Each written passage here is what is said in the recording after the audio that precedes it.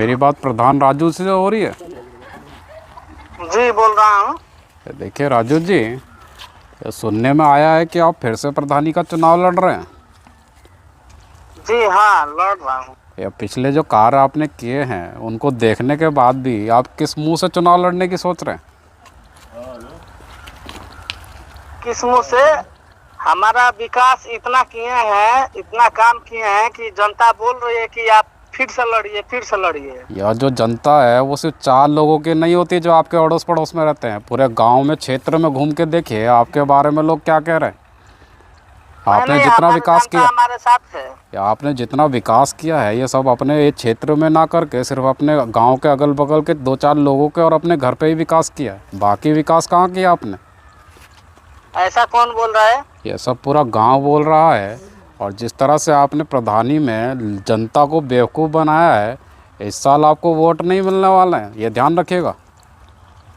नहीं, जनता तो हमारे साथ है। जनता कैसे आपके साथ है? दोबारा ये प्रधानमंत्री आवास योजना के तहत जो गरीबों को आवास मिलना चाहिए था वो आवास अभी तक उन्हें मिलना नहीं है। कौन सी जनता आपके साथ है? वो जनता आपके साथ है जिसको आपने धांधलेबाजी से जनता आवास दिलाया है।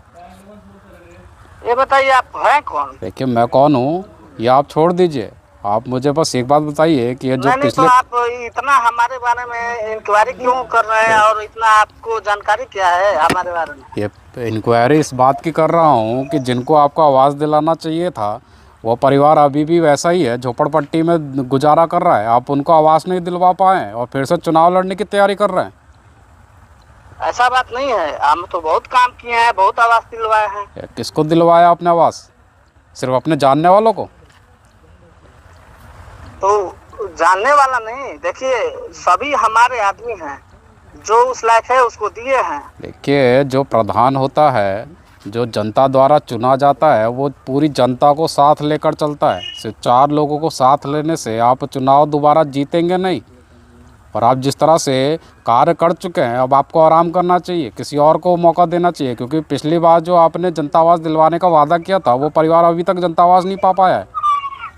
ऐसा है, दिमाग हमारा खराब मत कीजिए, ठीक है? अभी हम चुनाव में व्यस्त हैं और हमारा जनता हमारे साथ है। देखिए जनता देख लेंगे। ये जनता आपके साथ नहीं है, आपके खिलाफ है। और आपसे मैं सीधी और सरल भाषा में ये कह रहा हूँ कि उन लोगों को जनता आवास मिल जाना चाहिए जिनको नहीं मिला है। बाकी आप चुनाव लड़ें चाहे ना लड़ें, इससे कोई फ़र्क नहीं पड़ता है मुझे। चुनाव तो हम लड़ेंगे, जनता हमारे लिए त्राहिमाम कर रही है कि आप चुनाव लड़िए, आप बहुत अच्छा काम करते हैं।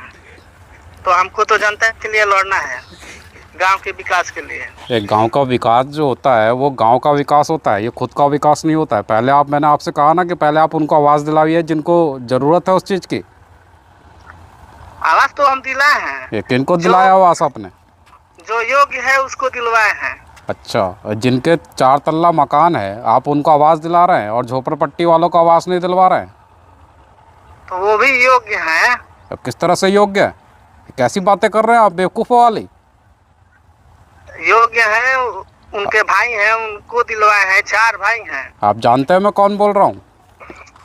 कौन बोल रहे हैं आप?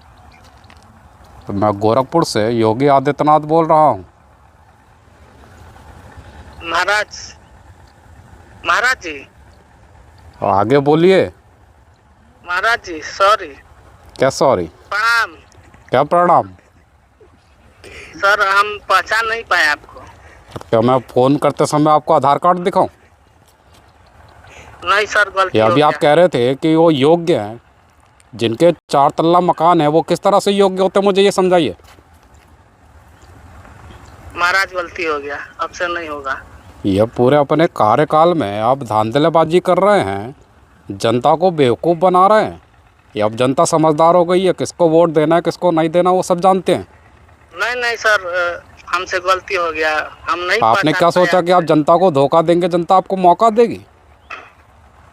नहीं सर, सॉरी सर, सॉरी। ये चुनाव लड़ने का ख्याल जो आपके मन में आ रहा है उसको आप अपने मन तक ही रखिए, क्योंकि आपको वोट नहीं मिलने वाले हैं। कहीं ऐसा ना हो कि आप द्वार जाकर अपने वोट मांगे और आपको जूते चप्पलें मिले। सर हम चुनाव ही नहीं लड़ेंगे। हमसे गलती हो गया और हम आपको पहचान नहीं पाए, हमको माफ कर दीजिएगा सर। अब से ऐसा गलती नहीं होगा माफ़ी हमसे। मुझसे मत मांगिए, माफ़ी जाके उन गरीबों से मांगिए जिन्होंने पूरी सर्दी जो है वो झोपड़पट्टी में बिता दी और आपने उनको आवास नहीं दिलवाया। किसी की अगर मृत्यु हो जाती तो जिम्मेदार कौन होता? सर मैं अभी जाता हूँ, अभी पूरा गांव में जितना हमारे गरीब लोग हैं सबसे मिलूंगा, सबका दुख दर्द सब कुछ देखूंगा सर। बस हमको एक बार आप माफ कर दीजिए, आपसे ऐसा गलती नहीं होगा सर। देखिए ये आपके ऊपर है कि अब आप क्या करते हैं क्या नहीं करते हैं, लेकिन अगर ये कार्य आपने सही तरीके से नहीं किया तो मेरे मठ के जो लठ हैं वो तैयार हैं। Sorry sir, sorry sir. चलिए रखिए। जय श्री राम। जय श्री राम। प्रणाम।